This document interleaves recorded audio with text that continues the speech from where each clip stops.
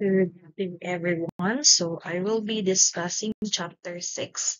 This is the first lesson for our finals.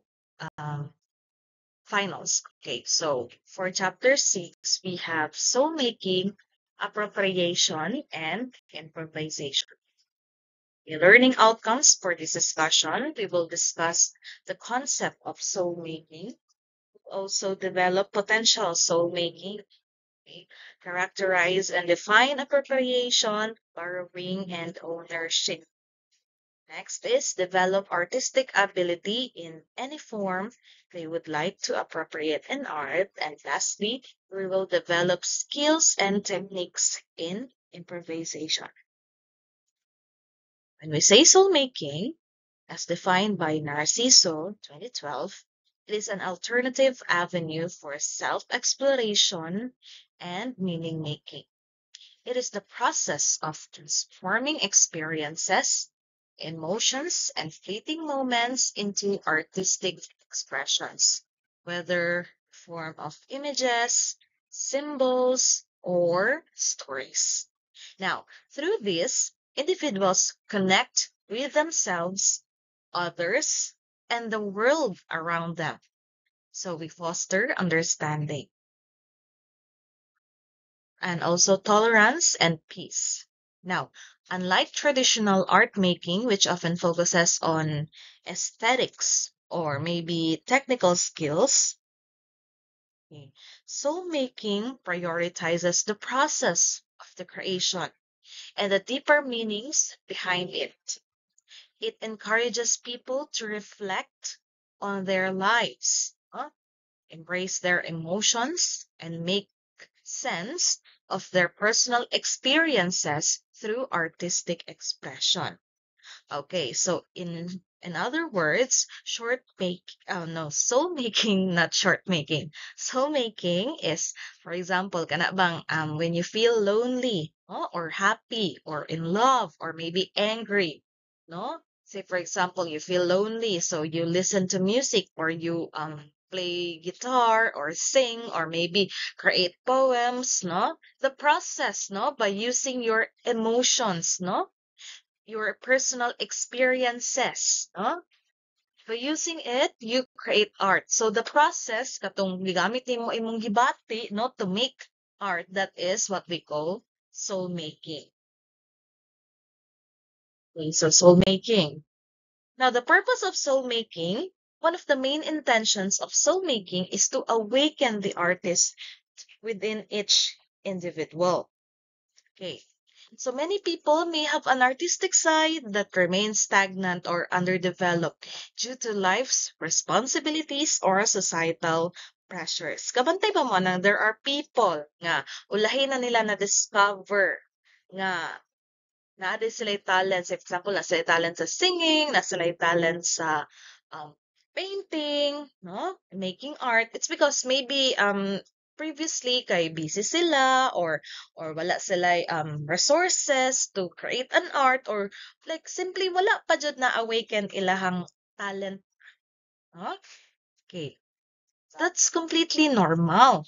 And also there are people nga early pa lang, early stage silang life, na sila talent with that one, the chosen art, that years go by, as they get older, they tend to develop it. Now, soul making serves as an opportunity to rediscover and cultivate this potential. Now, beyond personal expression, soul making is also an active application of imagination. Now, say, for example, if you want to make an abstract art, you want to create a story, no? You want to create poems, songs, no? So ang ganang imuhang imagination, maybe sa tungod mo kag poem, no? Nag-imagine ka about a certain thing, no? Which made you inspired to make an art. Okay. This means that instead of simply thinking creatively, individuals engage in an artistic process that brings their ideas to life. Now, it allows people to create meaning from their experiences, view the world through different lenses, and share their insights with others, whether as an innate gift No? Like I told you before, some people nandiyan sila ng talent since early on pa nila na-discover. That's we call innate gift or a learned skill. Maybe na-learn nila through time. Okay, so that's completely normal, no? Something to develop through practice. Soul making is accessible to anyone willing to engage in the artistic journey. Now, first category for soul making, we have crafting images. Okay, the creation of visual representations such as paintings, sketches, collages, or digital art. Now, for example, a person who has experienced heartbreak may paint an abstract artwork with maybe dark, chaotic strokes to express sadness and confusion. For example, this one for soul making, crafting images. Okay. Many jeepneys in Manila and Cebu feature colorful creative designs that showcase Filipino cultures, no? Since na may mga personal experiences or maybe their culture, no, can also be an inspiration. Okay. No? As you can see, we have images of maybe national heroes, religious icons, or maybe pop culture references. Okay, also this. Now, many artists paint murals on public walls that spread messages about maybe nature, health, and also human rights. Next is crafting stories. It is the use of words to tell narratives, whether through poetry, fiction, memoirs, or other literary forms. Writing allows individuals to express thoughts and emotions that may be difficult to articulate in other ways. Okay, so for example, a student who experienced discrimination might write a story about a character overcoming prejudice, turning personal struggles into an inspiring narrative. I don't know if you know this, but I know, say for example, say J.K. Rowling, so she was actually depressed, no? She was poor, no? Wala siya kapadulngan. Now, ngano na-create na niya nga work kanang Harry Potter series, it's because wala siya, wala niya gigamit tong iyang depression, iyang kuan ba into something sad and maybe like more depressing. Gigamit niya to like create an imaginative world. So, ingana ang crafting stories. Okay, for example, no, kanang mga spoken poetry. No, as you have listened katong previously sa Balak, no, sa Morso. Okay, many young Filipinos express their emotions about love and heartbreak through spoken word poetry. Now, another thing we have I don't know if you know this author, Bob Ong. His books are well loved because they reflect the struggles and humor of everyday Filipino life. Next is crafting instruments. It is the creation of musical, when we say instruments, dili lang maglimit sa musical instruments, but also other artistic tools that serve as a medium for self-expression. Okay, this can include making traditional or modern instruments, maybe sculpting, no, making assemblage, okay, or assembling artistic pieces. Okay. Now, example is a musician who cannot afford expensive instruments. No, they get creative. No, they may craft a handmade drum using recycled materials or making music accessible. No, while also expressing creativity. Example is this one, Cebu's guitar makers. Okay. Cebu is famous for handcraft guitars made in Lapu-Lapu City, used by many professional musicians. Another thing, say for example, kanang mga assemblage, no? Kaning mga upcycled art. This one is payatas. So, payateños create artworks using recycled materials like bottle caps and scrap metals, turning trash into beautiful masterpieces. Now, the next one we have is crafting movements. It is the use of bodily expression such as dance, theater, or performance art to communicate feelings and ideas. Okay, so movement can be a powerful form of storytelling. It's because it transcends language barriers. Okay, for example, a theater group stages a silent play about climate change using gestures, facial expressions, and body movements to convey the urgency of environmental issues without relying on dialogue. Another thing, kanang makita ninyo sa like movies ba? Most of those movies is mostly mga societal issues man na ilang ginakuan. So instead of saying the societal issue ilang gigamit into like a movie. So the actors there, they are acting. So mao na siya ang crafting movements. Another thing we have is this one, no? Sinulog Festival Dance. Kita ba mog sinulog? Okay. It is a lively and spiritual dance performed to honor the Santo Niño. Now, the crafting movements there is ilabang dance, the way they dance, ilang movement, ilang ba murag they show an appreciation to the Santo Niño. Now, we all know that Sinulog dance is often done during the Sinulog Festival in Cebu. For example, this one, I know you know this, no? Ng mga TikTok dance challenges. Okay, many young Filipinos, such as you, express themselves through trending dance moves on TikTok, making dance more accessible to everyone. Next is ceramic, no, crafting techniques. Now, crafting techniques, it is the refinement and innovation of artistic methods, styles, or approaches in various art forms. It involves mastering artistic skills and finding new ways to create meaning through art. Okay, so for example, a ceramic artist develops new glazing method that combines traditional pottery techniques with modern 3D printing technology. Okay, resulting in unique textures and patterns that were previously maybe difficult to achieve by hand. I have here an example such as digital artworks. No, it came from no the traditional artworks. So digital artists in the Philippines, okay, they experiment with digital tools like, for example, Procreate, Photoshop, and maybe AI to create modern art. Okay, such as this one, kanang mga calligraphy, no? Okay, many young people practice lettering and calligraphy using so the technique there is to para maabot ba or makuha ang perfect nga like perfect calligraphy.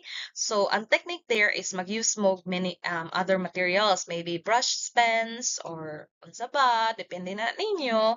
Okay, mostly pod aning mga work kay gina-share nila sa ilang social media. Now, to conclude, soul making is a deeply personal and transformative process. Now, by engaging soul making, individuals not only discover their artistic potential, okay, but also cultivate a greater sense of self-awareness, empathy, and connection to the world.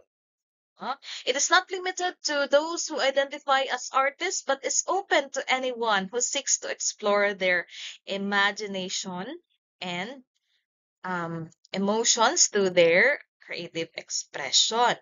Now, in today's fast-paced and often overwhelming society, soul making provides an outlet, no, for self-expression, maybe healing, and personal growth, whether through different types of art such as painting, writing, music, movement, or innovative techniques.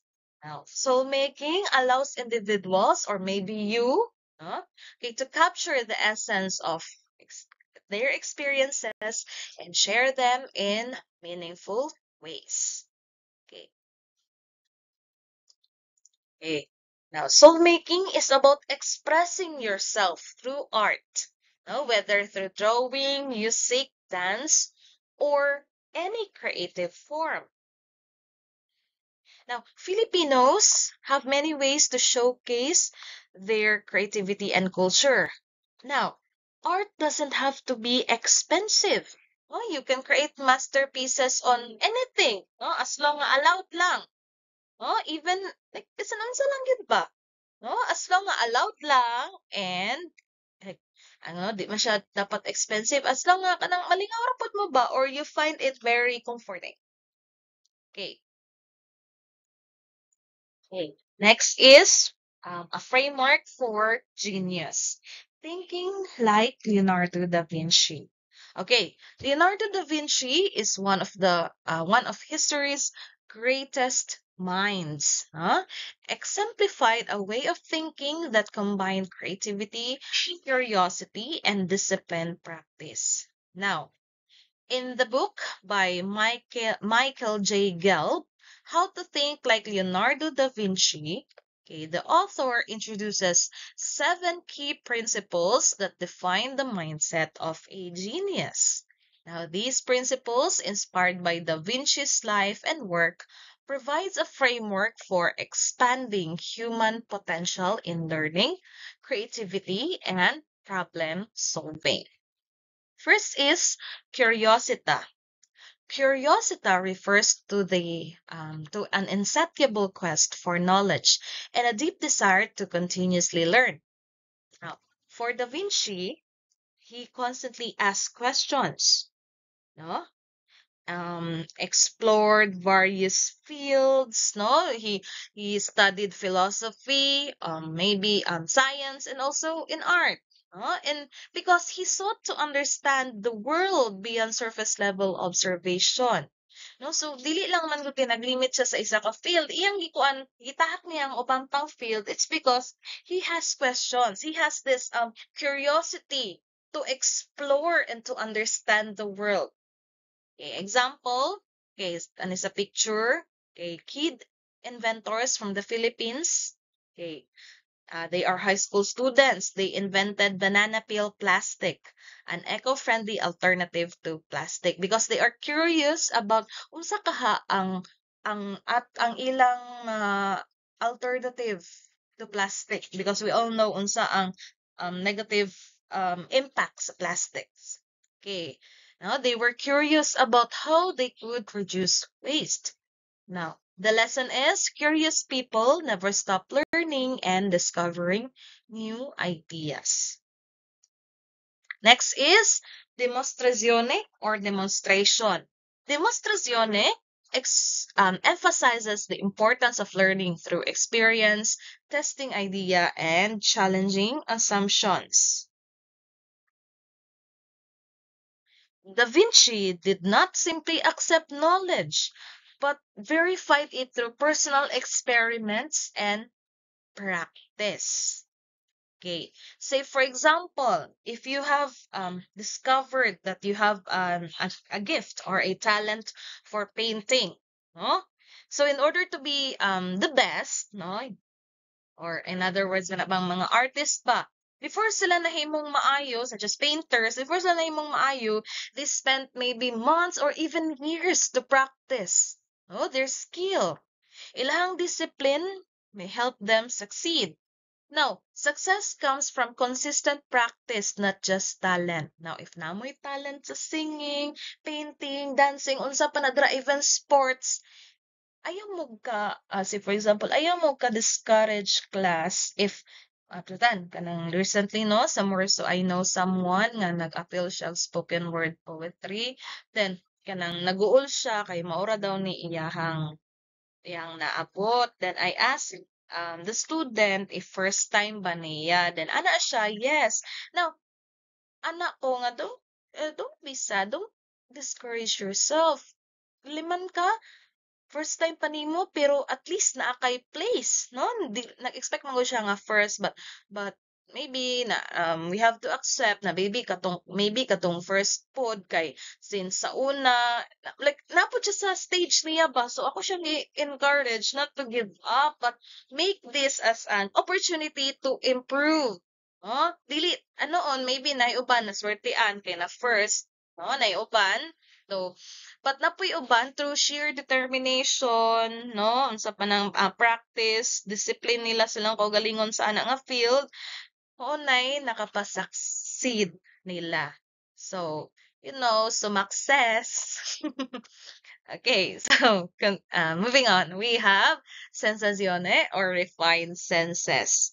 Now, Da Vinci, let me see Da Vinci gitoy. Da Vinci believed that refining the senses, especially sight, hearing, and touch, was essential for gaining a deeper understanding of the world.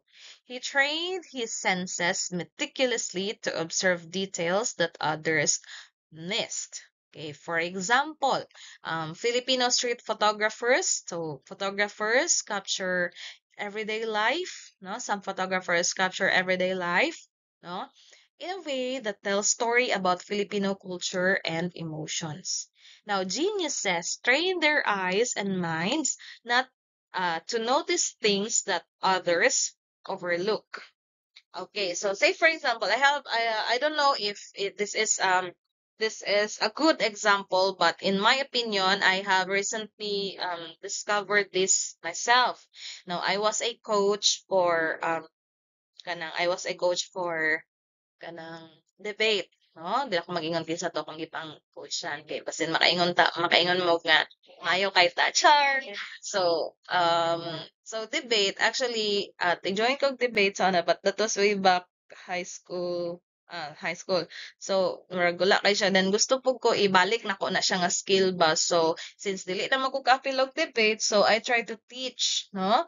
Teach debate. Mag-debate man po ko sa like kanang college but mostly sa student council na nga na bitaw. Okay. And also sa classroom recitation nga na. Okay. So I use my senses, no? Okay, I train my dili lang ko sa eyes kay halap man ko gas, but my mind to think, no? To think what is it like to debate well. Okay, so ako ang gihimo ato is I try to think myself now. What if I was a law student? So ako ang mura ko buang gigapiyong bitaw ko then nag-action ko ba nga while gabasa ko sa topic and also thinking how should I read the speech, no, if ako ang mag debate dito so that I can teach this to the students that I am coaching. So, since I try to think myself as a law student, but also like i-apply ko na ko tong katong mga students nga akong i-coach, so ilahang kurso, no? Kay I try to empathize with them, no? Akong gi-try nga was it like a law student and at the same time katong mga like course sa katong gitudloan nako. So, para mas ma-sense pa nako. Okay, so mao na to. I try to teach them how to debate like a law student, but also dili nila kalimtan ilahang course. No?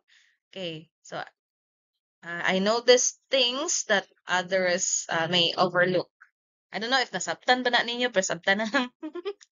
Okay, so I have this example here. We have the traditional waivers. The tinalak of the Tiboli. Now, Tiboli weavers observe their dreams and translate them into patterns on fabric.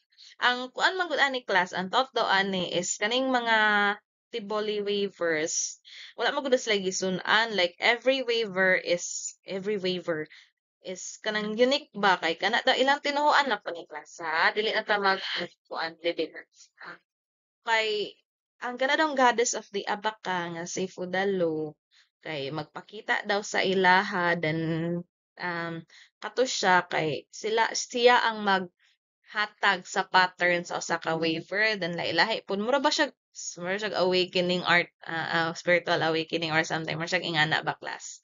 Okay, so then mao na to nga ang waiver ma-considered na siya nga official Tibuli waiver na siya if na siya like pattern, no? Nga gihatag ni Dalu.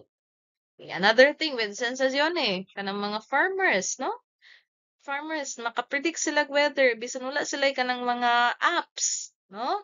They observe clouds, maybe wind direction or animal behavior to predict rain or drought. Okay. Now, geniuses They train their senses to notice things. Okay, next is fumato, or embracing uncertainty. Sfumato is an Italian word meaning smoky or soft. Like I told you sa chapter, sa gito nga chapter, murag third chapter, masirod ko. Okay, sfumato is an Italian word, no? Meaning smoky or soft. It refers to blending colors and tones in painting. Now, but in thinking, it means accepting uncertainty, taking risks, and exploring mystery. Okay. For example, kanang you want to try painting, pero mahadlok mo nga makasayang mo og papel, materials, or unsa now.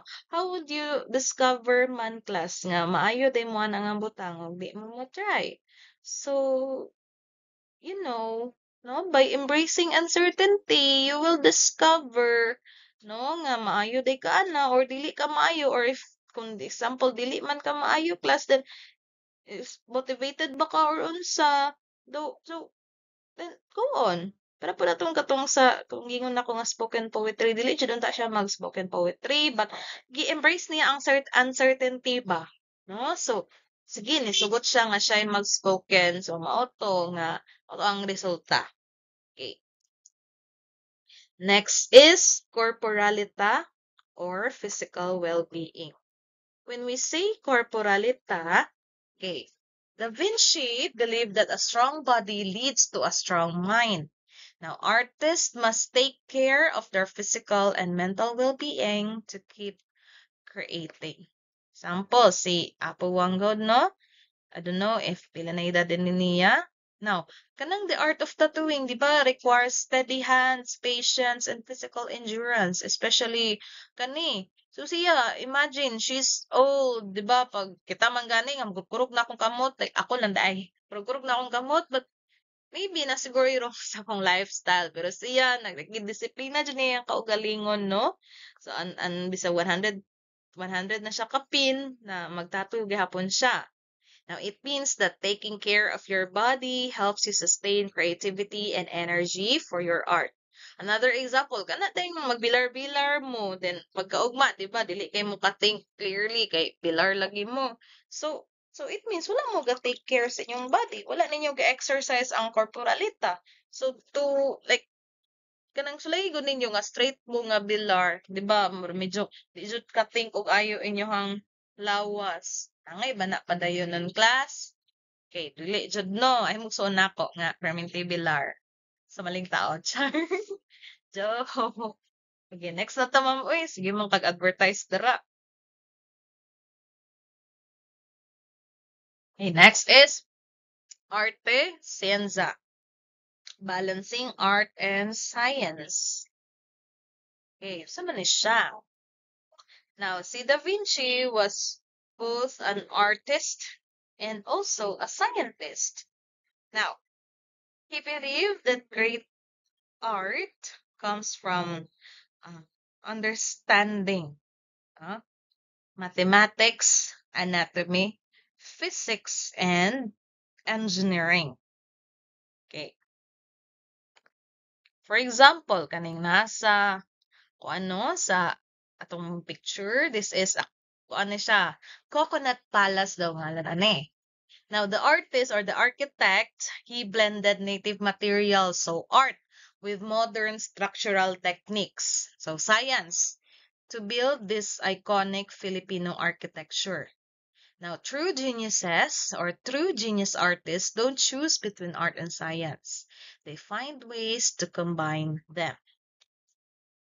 Okay, next is connessione, or interconnected thinking.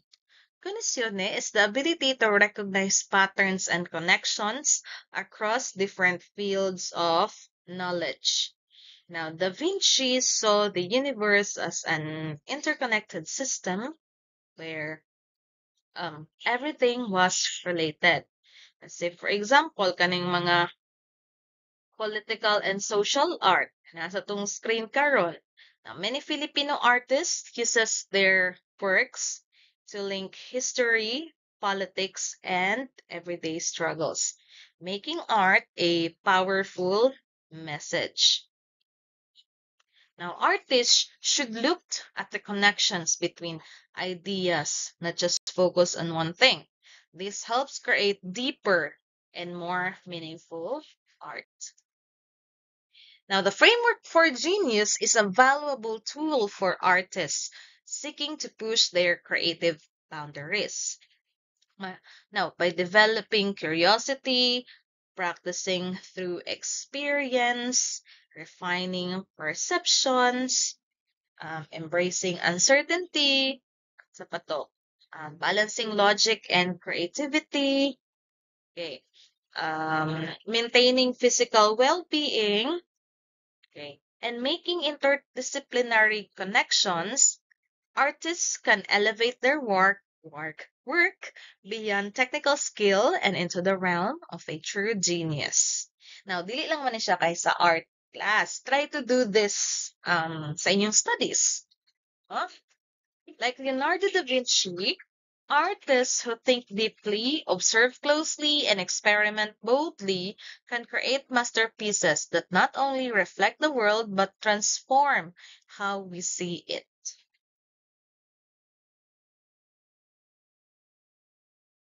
Next is appropriation. Now, what is appropriation? Sama na siya. Sama na siya, class. Okay. Appropriation in art has long been a subject of both admiration and controversy. Many artists borrow, reinterpret, or maybe integrate elements from existing works, cultures, and traditions to create new meanings. Now, while this technique allows for artistic innovation, it also raises ethical questions about originality, cultural respect, and ownership. In today's art world, appropriation is often used to challenge norms, question artistic authorship, and make political or social statements. However, pagpasobraan pod or when taken too far, especially when borrowing from marginalized cultures, it can lead to cultural appropriation, exploitation, or maybe legal disputes over intellectual property.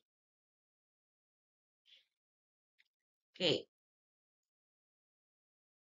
Appropriation in art refer to the practice of taking maybe existing images, objects, or styles from other work and incorporating them into our new artistic context.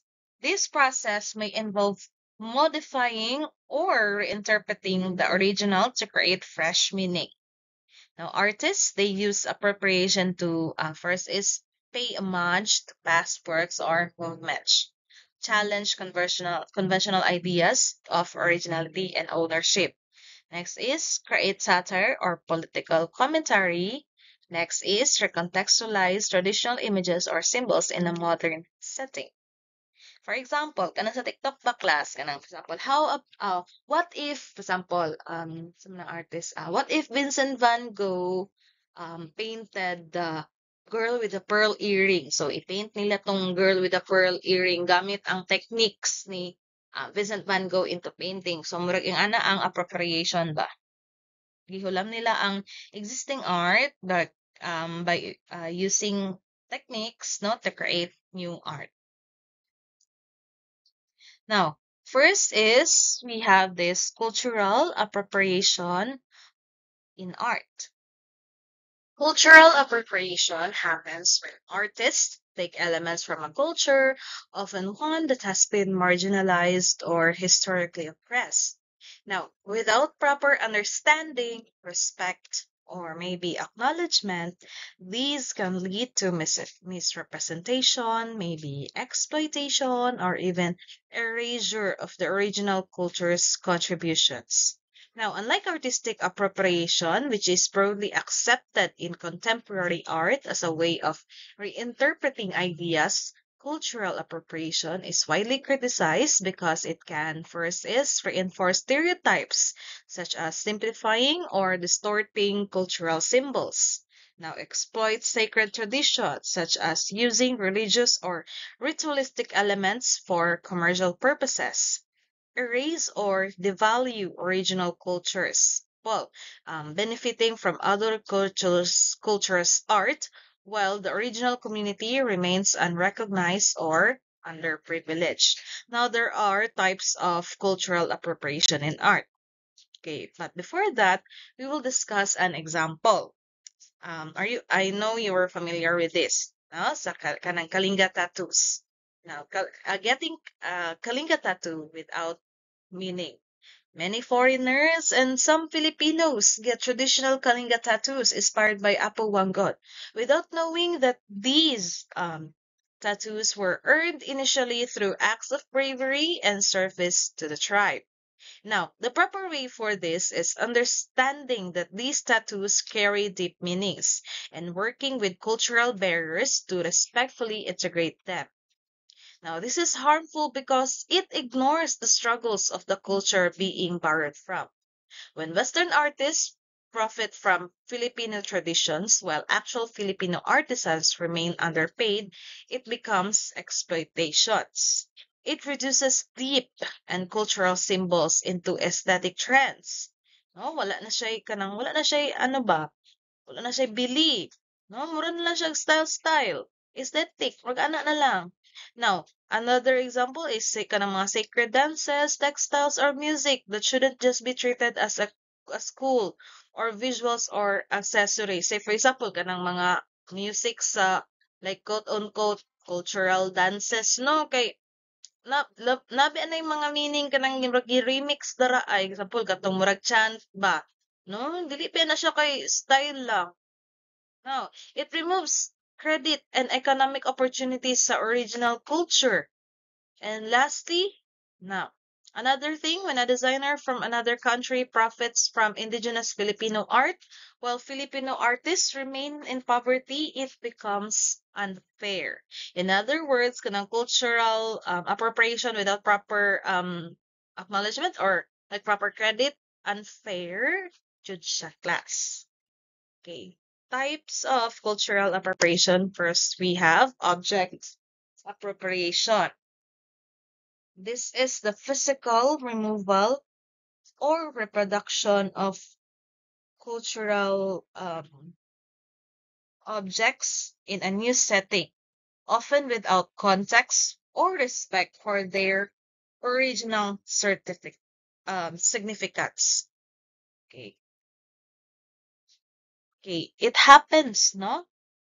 When cultural objects such as artifacts, artworks, or sacred items are removed from their original um, context or maybe reproduced without proper acknowledgement. This often leads to a loss of meaning, exploitation, or even disrespect toward the culture that created them. Okay. For example, this one, no? Kaning the bulul. Okay, Ifugao Rice God or Rice Guardian statues. Okay. Sa Ifugao people, this is a sacred artifact. No? In other words, or another example, mo rin siya kanang sa Catholic pa, like Santo Niño, ana ba, mga statues sa saints, ingani po ang values ay laha. Now, ang kuan lang is since ma-considered manggod nga most people ma-consider sila nga inferior bitaw ilang culture but reality dili manggod nga na class. So wala sila kabalo nga these items are not like for decoration. Di na siya decoration, this is like mura siya ilabang na dyan bili bitaw pero ang uban nga wala kabalo or insensitive sila ana nga information ila na lang ginahimo og decoration. Mura siya kanang wala na siya bili, no? Wala na siya, walay respeto ba? Okay. Now, since sacred man ni siya, it should not be used casually, such as himuon og design or for profit. Like, himo-himo lang ka ana without actually knowing its meaning that ibaligyan mo sa gift shop. No? Okay.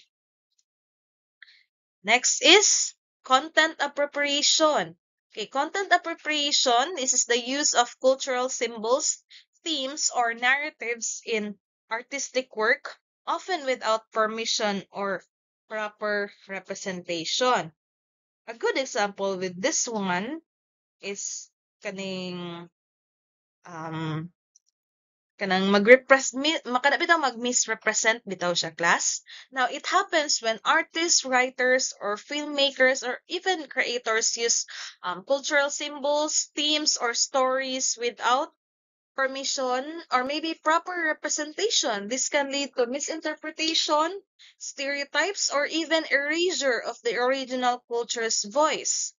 Now, while artists often take inspiration from different cultures, problems arise when they fail to acknowledge the source, distort cultural meanings, or profit from a culture they do not belong to. For example, when we say Diwata, that is a Visayan legend, that is a Visayan culture, no?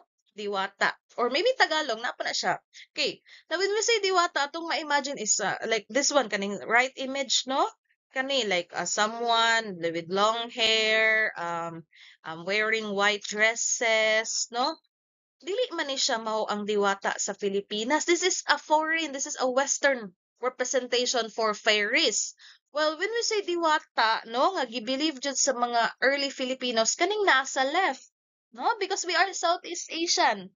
No, this is how when we say diwata, it's more gods and goddesses man siya.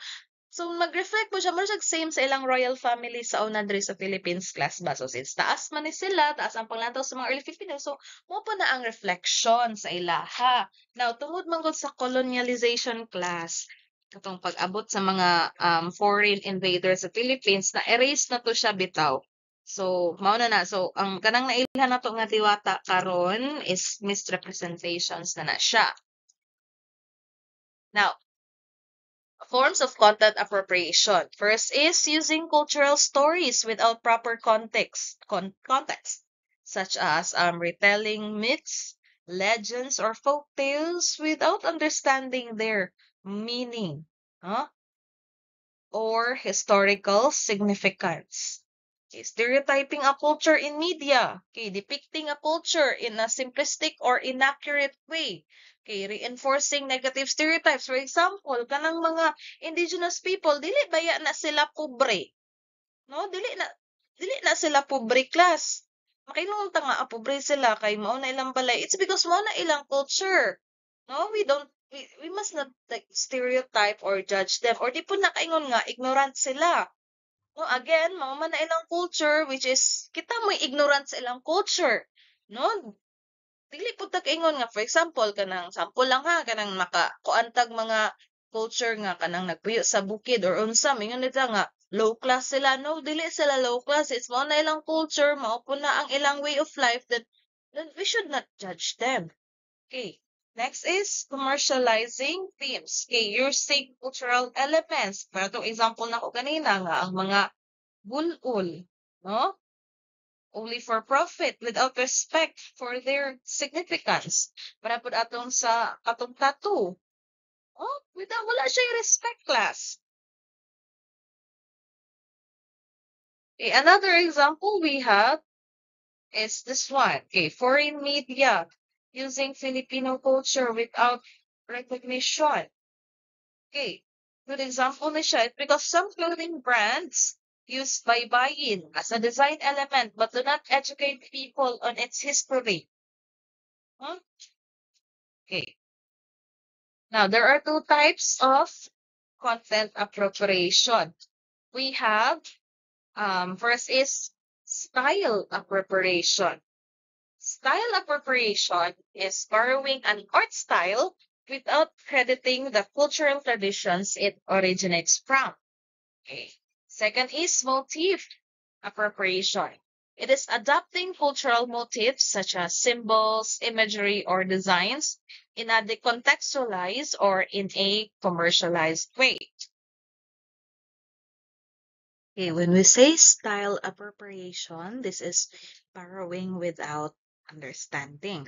No? Style appropriation happens when artists, designers, or performers adopt the artistic styles of another culture without properly understanding or maybe respecting their significance. Now, these can include fashion, architecture, music, dance, or even visual arts, often leading to misrepresentation, commercialization, or exploitation.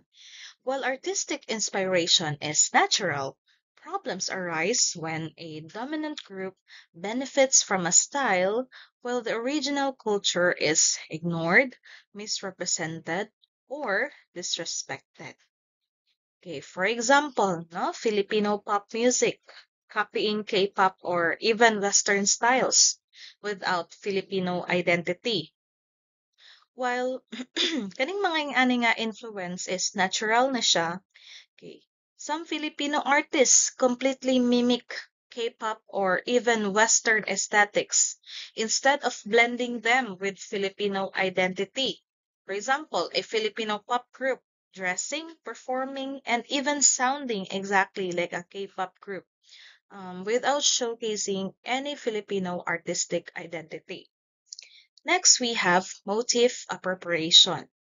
When we say motif appropriation, okay, first is when we say motif, it is a recurring element, pattern, or theme used in art, literature, music, fashion, and design. It helps create creative identity, meaning, and unity in a work. Now, in cultural and artistic traditions, motifs can have symbolic, historical, or spiritual significance.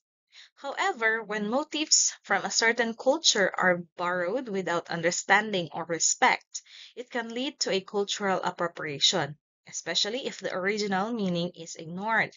Okay, for example, this indigenous weaving patterns, okay, being copied by a fast fashion brand. So there's an issue in 2017, a foreign fashion company released a bag with a design resembling the Tiboli Denala fabric, but no Tivoli waivers were credited or paid. Now, last types of cultural appropriation, we have the subject appropriation. It is using cultural themes without proper understanding. Okay, the subject appropriation happens when an artist, writer, filmmaker, or creator tells stories about a culture they do not belong to without permission, understanding, or respect. This often leads to misrepresentation, stereotyping, or exploitation of the culture being depicted. While artists have freedom to explore different subjects, problems arise when they take stories, traditions, or experiences from a marginalized group without consulting or involving people from that culture. For example, I have is this one. This is from a famous American TV show that cooks Filipino adobo. Okay, without consulting from a Filipino cookbook or even a Filipino. Huh? Imagine a dish so beloved, so deeply rooted in culture that it becomes a symbol of identity and tradition. For Filipinos, that dish is adobo. Now, we all know that adobo is more than just a recipe. It's a reflection of our history, our geography, and our values. It is a dish that has been passed down through generations, with each region and family adding their own unique twist. Now, like I just mentioned earlier, huh? But what happens when others take our beloved adobo and recreate it in their own way? Now, disregarding the traditions and ingredients that make it truly Filipino. Okay, this is an example for subject appropriation, when the elements of one culture are taken and used without understanding, respect, or credit. It's like taking a piece of our identity and reshaping it to fit someone else's vision. Okay, the significance of adobo lies not just in our taste, but in its cultural context. It's a dish that deeply rooted our Filipino traditions and values. When others take adobo and modify it without Say, for example, understanding or respect. It's like they're taking a part of all culture without permission. No? But we can also consider class na ang cultural exchange can be beautiful when done with respect and understanding. When we share our traditions and learn from others, we create something new and wonderful. Now, the key is to approach cultural exchange with sensitivity and respect for the cultures that we are engaging in. Huh? Adobo is more than just a dish. It's a symbol of our culture, our history, and our identity. And celebrate and respect traditions that make adobo truly Filipino. Next is we have the issues on copyright, appropriation, and ownership. This intersection of copyright and law and artistic appropriation is highly debated issue.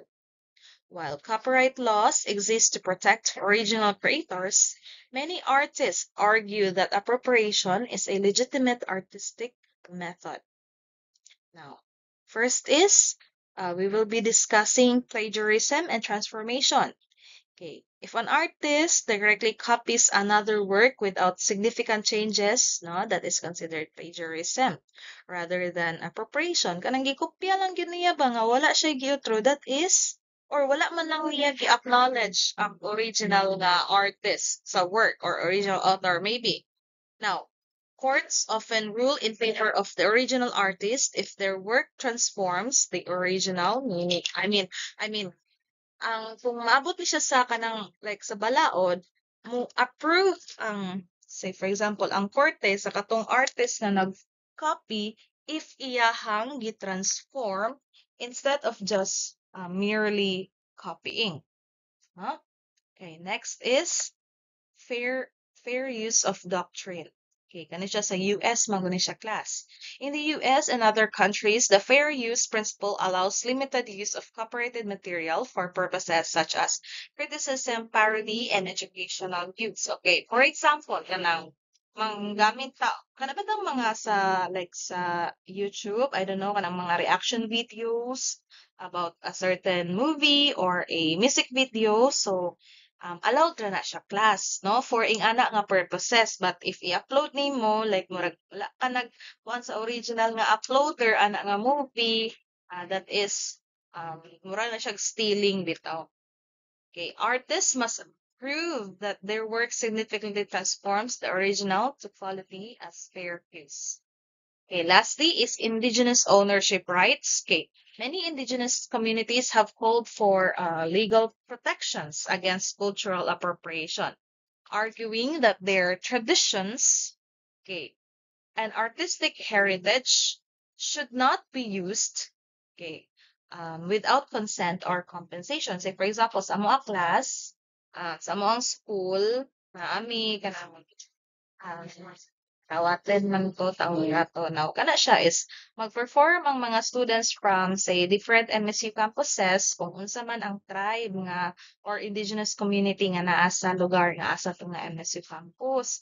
Now, since we've in MSU we value indigenous communities, if mag-perform sila like certain dances or rituals sa tribe, so mag-consult ni or mag-consult ang school rather sa katunga tribe or na-enjoy ka ng from that tribe, especially more siya ka ng elder bitaw ana nga tribe to like lantaw or mag oversee sa performance, no? Like such as mag-practice nga na make sure nga culturally sensitive ra pod ang kuan kana ang gi-perform. Unsang gimin ani sa indigenous ownership rights is naman ko'y uban nga kanang pataka ra bitaw og kanang pataka ra ba o like action nga na den tawagon din nga kani siya this is Subanen dance, kani siya this is Maranao dance without actually acknowledging, no? Or maybe kanang kana bang mura ba siya mag-show bitaw disrespect. So indigenous communities have been calling ownership rights to those ilahang culture, no, nga gigamit. Okay. Now, when we say plagiarism and transformation, okay, when creating art, literature, or music borrowing ideas is common, but the way we use those ideas determine whether it is plagiarism or transformation. Okay, as we all know, plagiarism is copying. Huh? Copying, directly copying someone else's work without permission, without credit, or without meaningful changes. Now, kanisha class, this is unethical and often illegal. When we say transformation, it is taking an existing idea and changing it into significant creation to create something new and original. Okay. Well, also still we have to acknowledge it's ahatang nagikan ani. Say inspiration. Okay, this is a part of creativity and innovation. Now, fair use of doctrine, it permits individuals to use copyrighted material such as kanang mga movies, no?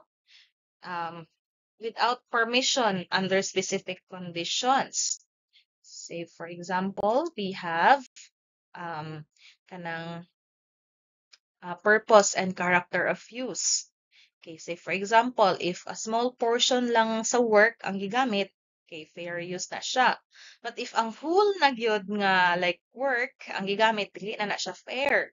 Okay, second is if for example, if gamiton na nimo as documentary, not documentary but kanang marabitag imong reaction, maghimo kag reaction video, ethical na siya. Okay ra. But if imo jung i-upload nimo without like di man lang ka mag-comment or else like upload na nimo siya like as a whole, hindi na siya fair. You know, same with this one, the amount and substantiality of the work used. No, if full na gyud nga movie imuhang gi-upload, no, wala lang ka ba kanang wala dili bitaw for like the purpose of for your reaction or unsa gi-upload nimong full movie, dili na siya fair. And isa pa kanino na siya effect sa market value. Okay, if the use no das bitaw for example kanang for example ang movie ning gawas siya originally as a movie but i-upload siya sa Netflix, it because Netflix paid an amount to have rights, no, to sell the movie. But if i-upload si for example kanang mga sa illegal sites, so dili na siya fair use. Okay, lastly, we have improvisation. Okay, improvisation is the art of creating spontaneously without pre-planning. So, ang art pa nga nang wala siya giplanuhan bitaw class. More on like from the name itself, improvise or spontaneous. Oh, wala ka nagplano sa imong like go on with the flow. Ana ba? Okay, it is often a response to a given situation or a stimulus. Okay. Skills and techniques in improvisation. First is spontaneity. Okay. Spontaneity, the ability to sama na siya, to react quickly and make creative decisions on the spot. No? The ability to react quickly. Okay, adaptability, you are adjusting to unexpected changes. If, for example, magsayaw ka, then ikalit paglahi ang music. So, ibagay nimo imuhang moves sa music. Okay, active listening, paying close attention to fellow performers to build coherent and engaging interactions. Say, for example, ang mga other dancers kanang dance on the spot ba sa nadra, no? So mo pay close attention ka silang ginabuhat. Kanina partnerize sila. Sige, mag-partnerize po ko. So, mura siya ana. Next is emotional awareness. Using emotions effectively to enhance expression and connection. Say, for example, kanang on-the-spot acting. Say, for example, ang line is, goodbye. No? So, unsa man nga goodbye? Like, goodbye ba nga happy? Goodbye ba nga sad? So, imong ikuan, for example, na ba siya laing line before or after ana. For example, goodbye and I hate you. So, saan na nimo? No? So, like, example, kana siya, sad na siya nga line. So, imong ibagay imong emotions sa line, the way nimo siya i-act. So, that's emotional awareness. Next is confidence and presence. Trusting one's instincts and maintaining stage presence under pressure. Now, when it comes to kaning mga improvisation, no, on the spot man na siya, so, dapat i-trust nimo yung own instincts, no? No? Because that will show confidence. Okay, your storytelling ability, crafting engaging narratives even in abstract or movement-based improvisation. Say for example, kanang manayo no nga on the spot, no, sa music. Okay, no, maghimo ba kag narrative say for example, murag contemporary music, no? Okay, next is physical and vocal expression. Okay, using your body and your voice as tools for spontaneous creation. Okay. So for example, ang line is klaro nga murag nasuko. So unsa din nimo di ay dapat imo pong i-perform as pasuko. So ibagay nimo ba? Okay, by using your physical or your vocal expression. Now, when we say music improvisation is the art of creating music spontaneously without strictly following written compositions. Musicians use their creativity, instincts, and technical skills to invent melodies, rhythms, and harmonies in real time. Okay, we have this Visayan Balitaw. Okay, Balitaw is a Visayan folk song debate. Okay, often make up witty responses on the spot to win over the audience. I don't know if familiar ba mo ani, but nakoy nadunggan ana nga sa radyo to sa una nga ang mga radio VJs kay nagbalitaw sila. Sorry class, kay tiguang naman gunin yung maestra. So, tangita ko, nag-try ko pangitaan na, or you can just search on YouTube, no? Mga Visayan Balitaw.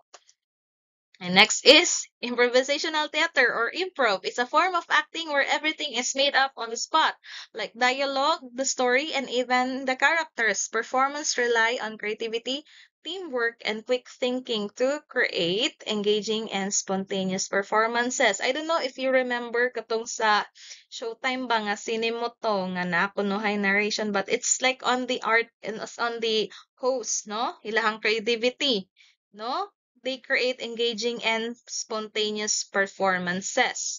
Okay, na sila yung mga, sa ilang sketch ba, nag-include sila mga improv moments, especially more siya kanang funny dialogues to engage their audience. Next is we have dance improvisation.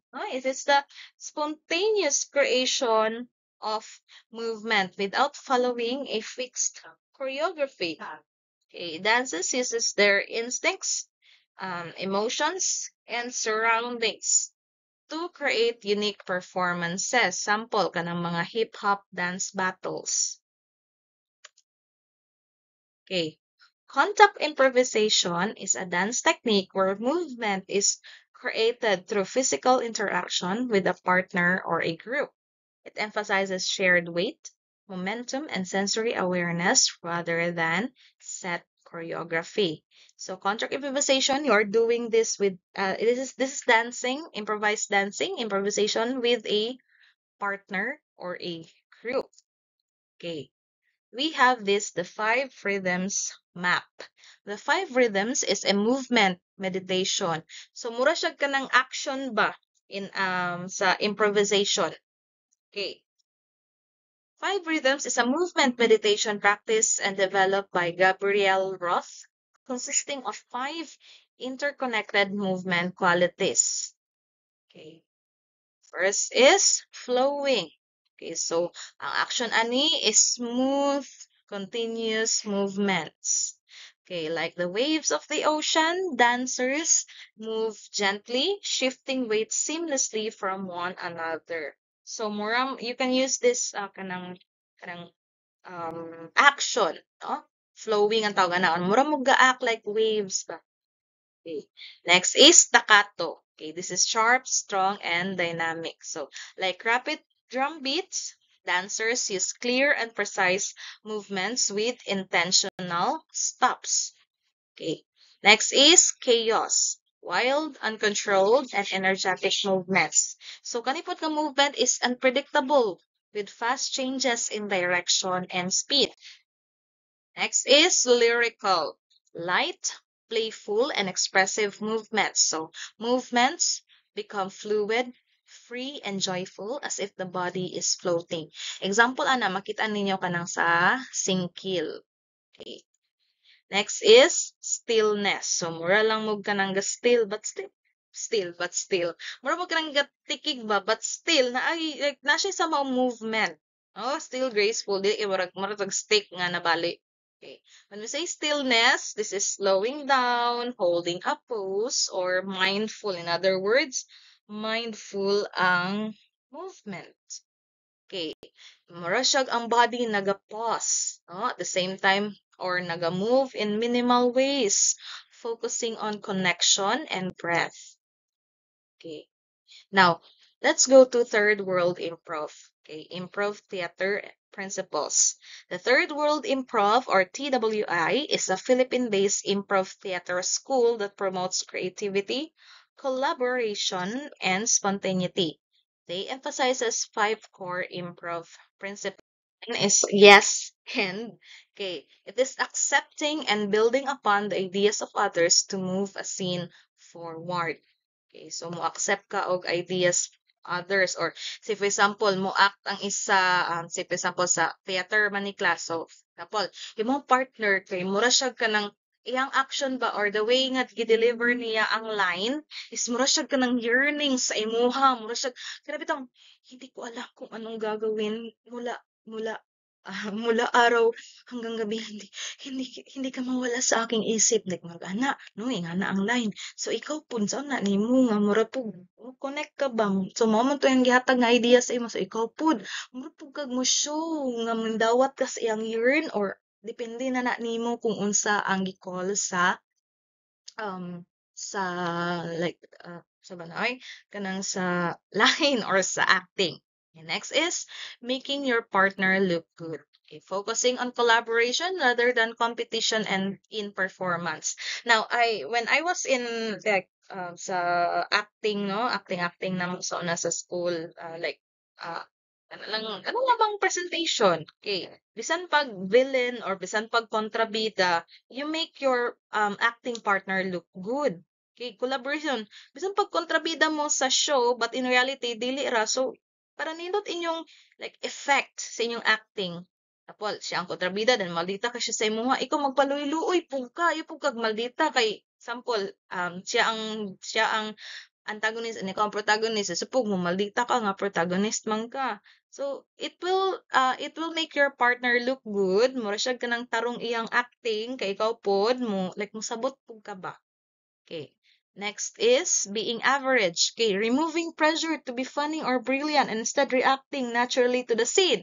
Say for example, ang scene kay magkatawa. Like natural lang katawa, ikaw pod kay example lang katawa lang kay kanang katawa nga 'di ba na may different types sa katawa. Say for example, katawa nga like gikilig like ikaw po nakalain mura po kag ingana. So when you say sa improv ayaw pud nimo pasobraan, like reacting naturally to the scene lang.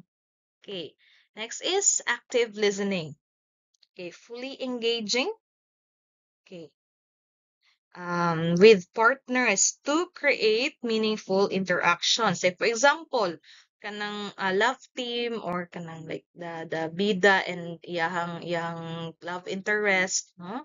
Okay, bisan pag like for example wala ka naibug-an or nanakay uyab, then kuan ka when we say theater manggod, bisan pag unsa pa nimo mga personal life dara, iset aside sa gina nimo, kabantay mo anang sa mga TV nga bisan pag naay uyab ang actor or ang actress but i-pair siya sa like sa lain naara gyapon sa like chemistry. It's because they are fully engaging no with the actors because that is trabaho lang, di na siya tinuod. Okay. Okay, last is everything is a gift. Okay, we are treating every mistake or unexpected turn as an opportunity for creative growth. Say for example, na kailan then murag dili enough yung pag-deliver. So imo siyang i-critique. No? Ay, wait lang, dili na ko inganion din ako para mas nice. Okay, now these principles apply not only to theater and performance but also to teamwork, communication, and problem solving in various aspects of life.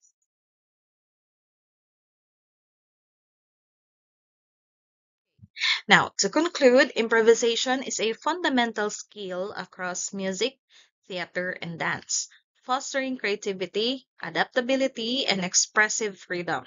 Whether through jazz, solos, unscripted performances, or spontaneous movement, improvisation allows artists to explore their craft in a new, and dynamic way. Okay. Okay, so that's the end of our lesson. So that's the end of our lesson. I hope you have learned not a lot, but like alam niyo may ma-learn ba? I'm trying my best to like explain this to you. Okay. So if you have any questions, you can just PM me or hopefully you will able to answer your exam. So this discussion is just an additional information. You must always use your book as your main reference. Okay, thank you, class. See you on our next discussion.